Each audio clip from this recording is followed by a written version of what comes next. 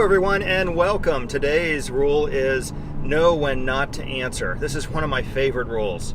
If you're built like me, you want to provide a solution in every possible situation. If somebody brings you a problem, or if you're in a conversation and somebody presents a dilemma, you immediately just launch into providing solutions. And it's really not very becoming. And most people, I think, they're not really looking for you to solve their problem. They're looking to tell you about the situation. Number one, have you listen. And number two, participate in a back and forth conversation or banter on what a solution may be. And I think most people, well, I speak for myself, most people are just built to solve things. And there is a few folks out there, especially guys, there's a few guys that I've met, because women are great at this. Women are great at just listening.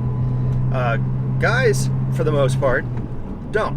And when you come across a guy that does not launch into this solution-based, well, here's what you should do. Well, been there, done that, seen that movie. Here's the solution for you.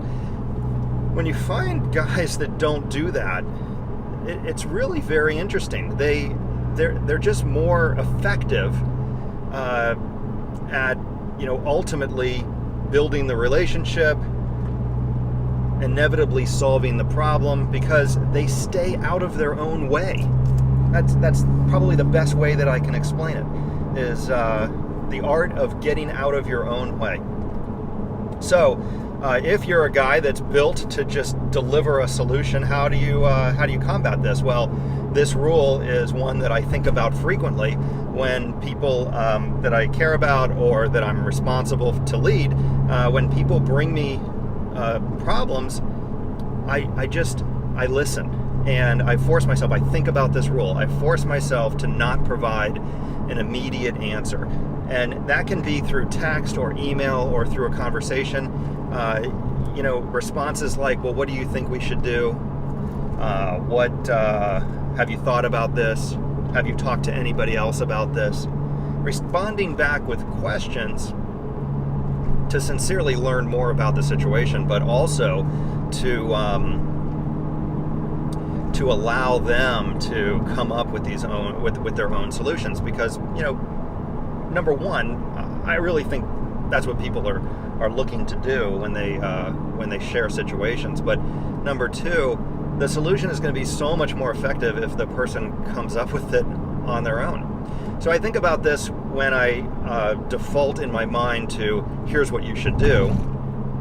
And don't get me wrong, there's a time and a place for here's what you should do. If somebody is stalling or their performance is going to be directly impacted by this inability to make a decision, if they just don't have the experience or perspective to make this decision, then it is okay to step in and say, here's what we should do. And that is a powerful statement if you don't do it very often. But the majority of the time, by listening and helping the person come to their own solutions and thinking about this rule of simply not answering, you just keep your mouth shut and the person keeps talking.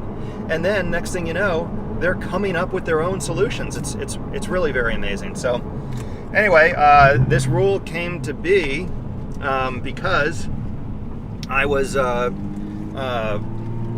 interviewing someone, and I remember it like it was yesterday.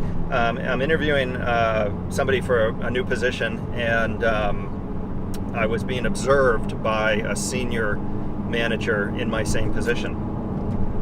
And after the interview, the person said, hey, so what did you learn about the applicant? And the reality was I learned nothing, because I did all the talking. They literally didn't really tell me anything about themselves or their experience or how they intend to be effective in this new position.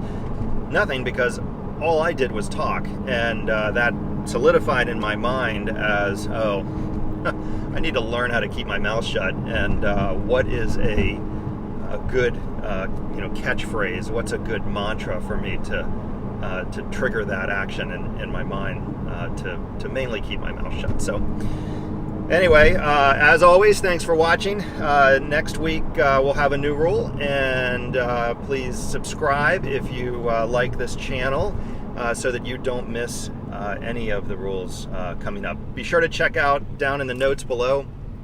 You'll see a list of the next 9 rules coming up.